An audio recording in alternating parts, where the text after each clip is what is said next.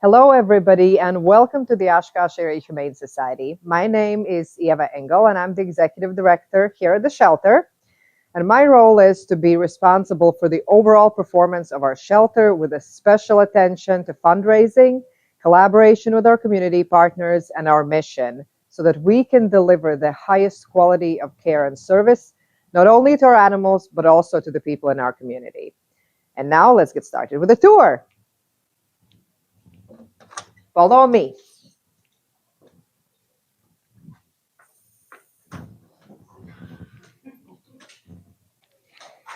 Thank you so much for joining us. We're so thrilled that you wanted to come for a tour to our shelter. I hope it is educational and fun and exciting. Have fun. Hi, my name is Bree. I'm the cat team manager here. I'm going to take you guys around and show you what we do up front in Cat World. So we'll talk about our matchmaking process and how, it makes us a little different than other shelters and how we value that every animal and cat is different and the potential homes that they may need. So if you follow me, I'm going to show you around a little bit. We have something called cat condos, and they house cats that like to live independently, or they may have a special diet or some kind of restriction. So we're really lucky to have these condos, and the cats really like them. They're very spacious. We also have something called cat galleries. The cat galleries, they house multiple cats, usually ranging from 1 to maybe 7, depending on how large the gallery is. And they're based on energy levels, ages, and we just make sure that we're placing them in the right gallery so they all get along. We have a pretty delicate process on how to get them to, be friends and get comfortable with each other. So we take pride in that. We usually make the right decisions with that. This is our kitten gallery. As you can see, we do have them housed in their own individual cages. This is to prevent transferring of different diseases and just making sure they're staying healthy. We do like to keep them in pairs. We always send them home as pairs if they don't have another kitten at home already. This is really important for their physical, mental, emotional well-being, for their overall happiness. So they're always happier in pairs. Here you're going to see a pair, Millicent and Irma. They are one of our many pairs of kittens, and they are very friendly. If the staff isn't in here squeezing and kissing them, we do have a lot of volunteers that do that. So they all get time outside of their cages, which is really great for them.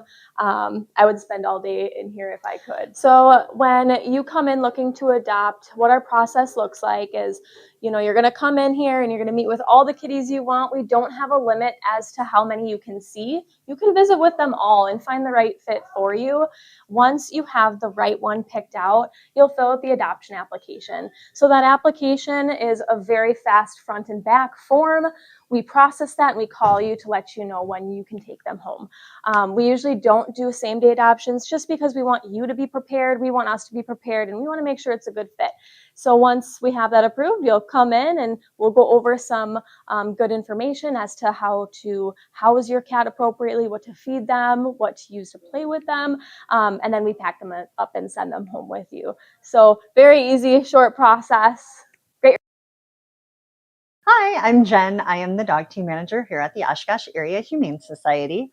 I am responsible for seeing the progression of dogs from when they come in until they hopefully leave with their new families. We are a matchmaking organization, meaning we're not necessarily adopting out dogs first come, first serve. We want to make sure to the best of our ability that it is a good match for the dog and a good match for the family to ensure long-term success. When a dog comes in, they are evaluated every day they're here.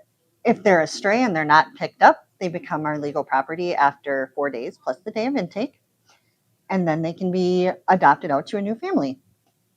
We rely on all of our staff that works with the dogs to give us behavior information, what they see on a daily basis. One person might not see the same thing as someone else, but it all gives us a good cohesive idea of what the dog needs and what might be a potential match for a family.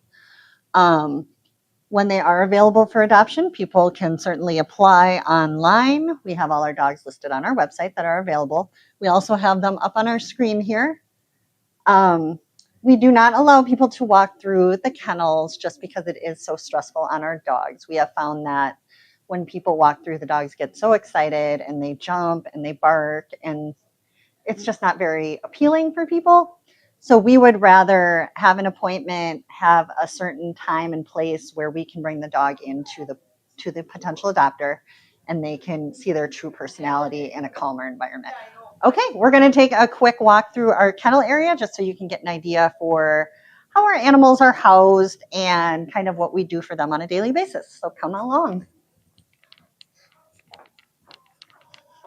Might get a little loud when we enter. There are some dogs that might bark. There are also dogs sleeping. Yep, it's a little loud. This is our dog kennel area. This dog is adopted, so no one get too excited. But these are our current dogs. You are going to hear some barking, which is totally normal. I know. Hi, Bear. Hi, Bear. It's okay. Hi, Rufus. So every dog has their own kennel with a door that leads to the outside. So when a dog goes outside, we just lift this up. They go outside and they get taken out for their walks and exercise and playtime.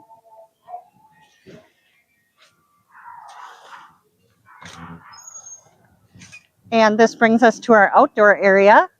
We have several areas to exercise and play with our dog guests. We have fenced-in kennel runs with toys and grassy areas and lots of sniffy spots. And a little shade for the people working with them because it can get warm. Sometimes we bring more than one dog if they have dog friends. We also do play groups, which is a great way to get them mentally and physically exercised. And it's just fun to have a bunch of dogs outside playing together. It doesn't get much better than that. Another great thing about our dog department is that we have many, many wonderful volunteers that come here throughout the day to give our dogs lots of exercise and attention and training, like Polo here.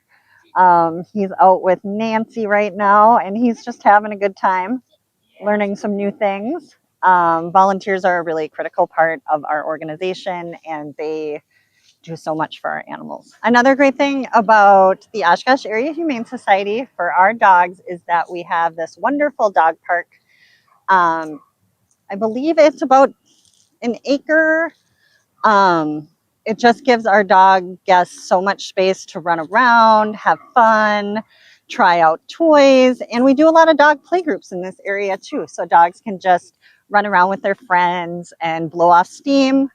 Being in a shelter can be really stressful for some dogs. It's a lot of new people, new smells, new animals.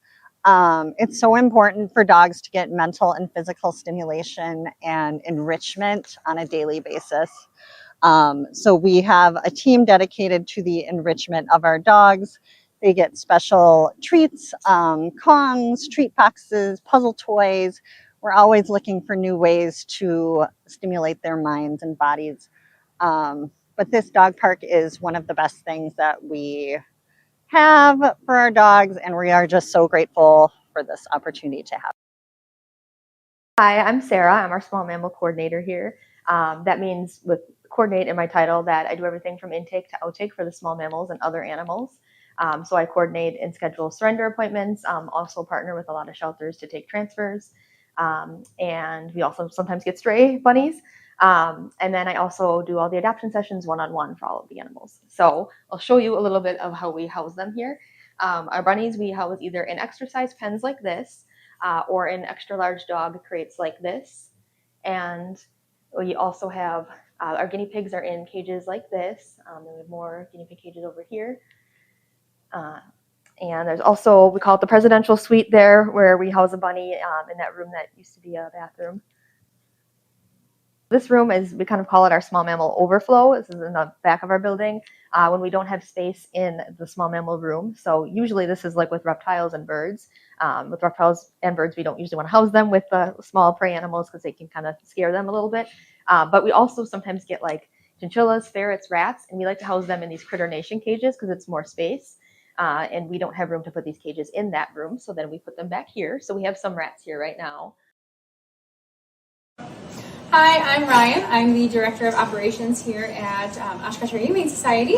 So my role is overseeing a lot of the departments and kind of help managing and making sure everything's running smoothly. I also manage intake for our caregiving department too, and I mostly oversee them. So I manage the population that comes in and try to then work on some transfers and other rescues too to help partner with them. So since I manage mostly caregiving, here's the caregiving department. So as you can see, it is stock full of everything because we are the check-in for all the animals. So we have our scales, we have our exam table, microchip scanner, we have our fridge with all our vaccines, because every animal that comes in needs vaccines, whether it's dogs or cats. We have medications here because everyone gets dewormed. We also have some other medications up here in case there's sick animals, because not all of them are going to be healthy. So we put them in here, and this is their first stop, so when they come in the building. And then over here is our desk where we answer all the phone calls. We try to keep everything organized, but sometimes it doesn't happen. We also have cat paperwork too. We make sure everyone's labeled correctly and everyone's in the right spot and keep them moving and keep them in their respective places. And then, so all cats that are on stray hold or surrender hold or are not available for adoption, they are in here and they go into rescue. So this is our rescue room. So these are going to be strays, surrenders, impounds. These guys are on hold, whether it's a legal hold or if they just haven't gotten their medical done. They all stay back here. So we have a couple cats that had surgery today, so they're going to be hanging out in surgery until they are ready. And then we do have towels on some of our guests that are a little more shy or overwhelmed. This one is sleeping. Good morning or good afternoon. We do have some doubles for bigger groups or for cats that need a little more space. This is going to be our night drop area, so it is kind of overflow too for small mammals, but we do have a on-call service where we do take in stray animals after hours. So when people aren't in the building, we do have a dedicated person for after hours. So, or even constables come in or police. So in here, it's got some extra faces in here. But we have 3 cat cages for overnight housing, and then in the morning caregiving will check them in. And then over here, we have 2 dogs, 2 dog kennels, and they can be opened through this metal slat right here. Sometimes we have some aggressive ones, or sometimes we have more than one, and they like to be together, so we keep them together. So this is our overnight room. Hello there. We are the medical department here at the Oshkosh Area Humane Society. My name is Laura Beck. I am the staff veterinarian here at the shelter. With me I have Sarah, who is one of our veterinary technicians, as well as Tawana, who is a technician, as well as our medical and community outreach coordinator. And we'll talk to you a little bit today about all of the things we do here for medical care and community care for the animals. We do here at the shelter provide most of the medical care in-house for the animals that we have, with the exception of specialty care or after hours emergency care. So we do a lot of spays and neuters. All of our cats, dogs, and rabbits do get spayed or neutered before they are adopted. We do a lot of other surgeries too, so anything ranging from amputations of limbs or tails or toes, enucleations, which is removal of eyes that are diseased. We do a lot of dental care here, so we do have in-house digital dental x-ray, dental machine, all of the kind of bells and whistles for that. So we're very fortunate to be able to give good dental care, whether that's just a cleaning or removing teeth that are diseased. We will do bladder stone removal, foreign body removal, again, pretty much everything with the exception of specialty orthopedics and specialist care. Other things that we do, of course, things tend to get sick when they are just any time in life or when they're in the shelter especially. So any illnesses that come up, we do take care of that in-house. We do have the capability to send out a lot of testing to a reference lab. We also, for emergencies, are able to use, we have IDEX in-house labs here as well. So we can run blood work here in the shelter if needed. We have an on-site lab which allows us to do urinalysis, fecal cytologies, check for ear infections, skin infections, all of those things. So again, we're very fortunate to be able to provide all of that care for the animals here at the shelter. Other care we provide for animals here, every dog that comes through the shelter and is adopted needs to get a certificate of veterinary inspection, which is a health certificate stating that they are healthy. And then of course we have all of just the routine care, so intake vaccinations, deworming, parasite prevention, microchipping. Our caregiving department helps us a lot with that, but we do help out, and I do set all of the protocols for that, that care that all of our animals get. Just to share some statistics with you. So in the year 2024, we did 760 sick pet exams, over 1,300 surgeries, 299 health certificates, 104 dentals, 422 send out blood or urine panels, 179 sets of x-rays, and 121 procedures. So it does keep us busy, usually from open to close every single day. The other part of shelter medicine is that we are responsible for overseeing overall population health. So we do look at individual health of an animal, but we have to look at how that plays into the health of all of the animals, especially when it comes to disease risk and just making sure that we are managing and preventing disease outbreak as much as possible. And lastly, just behavioral health is a huge part of the health of animals in the shelter. So we make sure that we support them any way we can. That can be through the use of medication or environment changes like foster care or changing where they're living in the shelter. So we want to make sure that the time that these animals spend with us, we're not just trying to get as many animals in and keep them. We want to make sure that that time here is quality and that they're having a good quality of life when they're with us. Part of my job here is also just teaching staff about that and how we can make the medical and behavioral care as best as we can for these animals, and just sharing information about local and national organizations and all of their best practices that are recommended, and bringing that here to the shelter. Hi, I'm Sarah. I'm the certified veterinary technician that works here. I do helps to help the veterinarian with her load. For example, she mentioned we do a lot of surgeries, so I'm usually the one that helps prep the animals. I get all their drugs ready in the morning, calculated, drawn up, ready to go, set up our surgery tables, and then if they get their IV catheters ready, intubated if needed. And then just for the actual surgery, shaving, prepping them, getting them all ready to go. And then same thing, like she mentioned, we do a lot of dental procedures.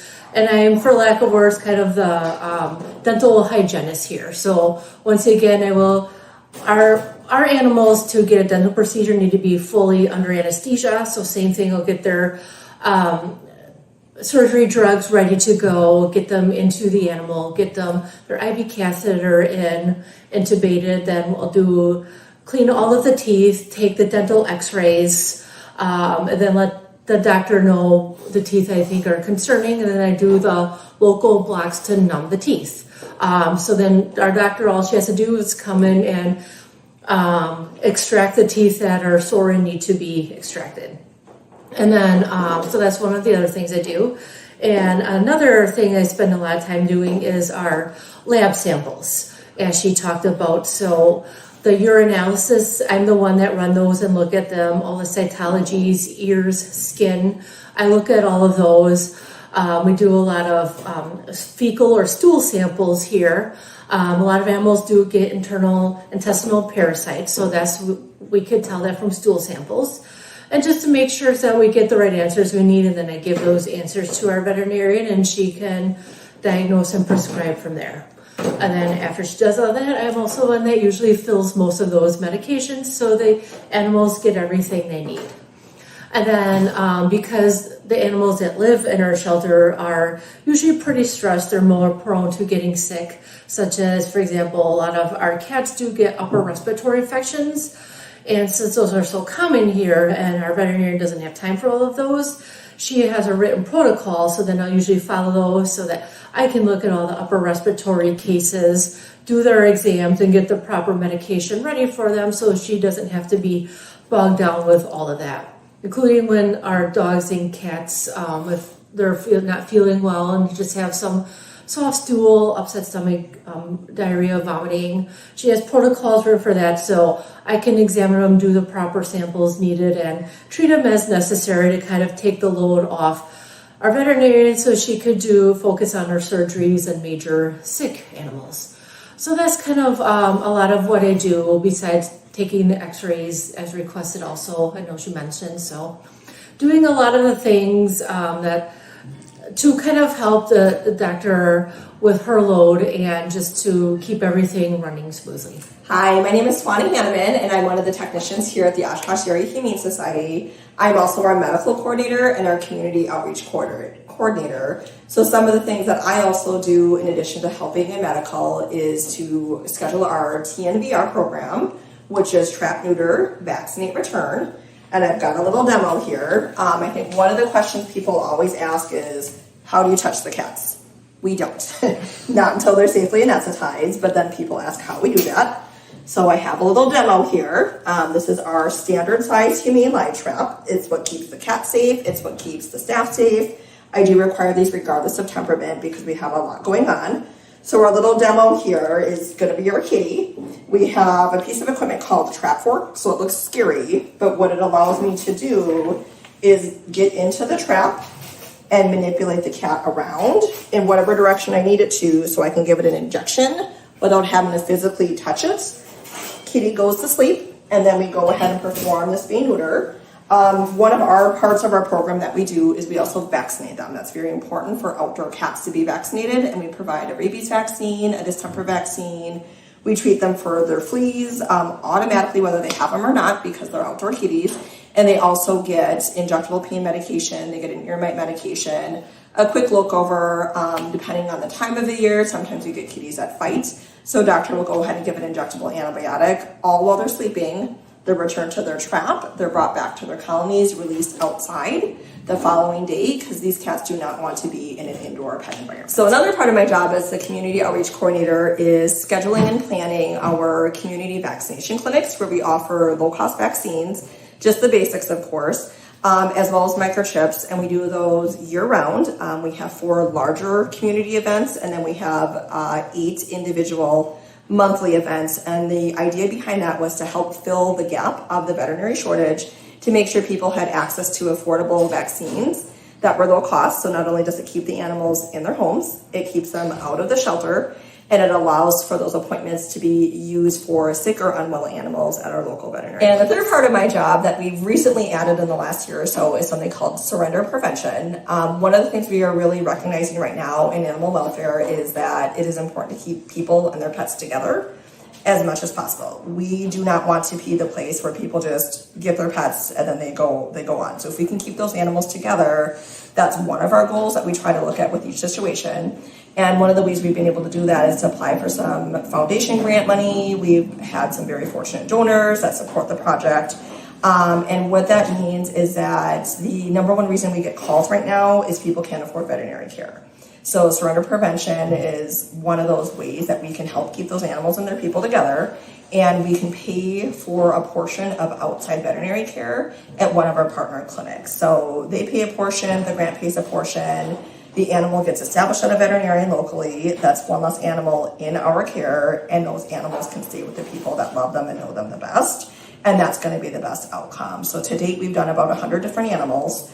I would say it's an even split between cats and dogs, anywhere from what we call ain't doing right, senior blood work, dental care, emergency foreign body surgeries, because we all know puppies like to eat things that they shouldn't.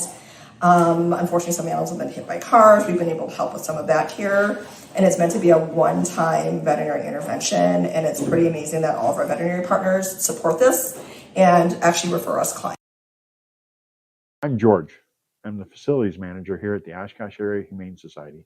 Take care of the building, the grounds, any of the rooms, anybody needs anything, order inventory for the animals, the pet food,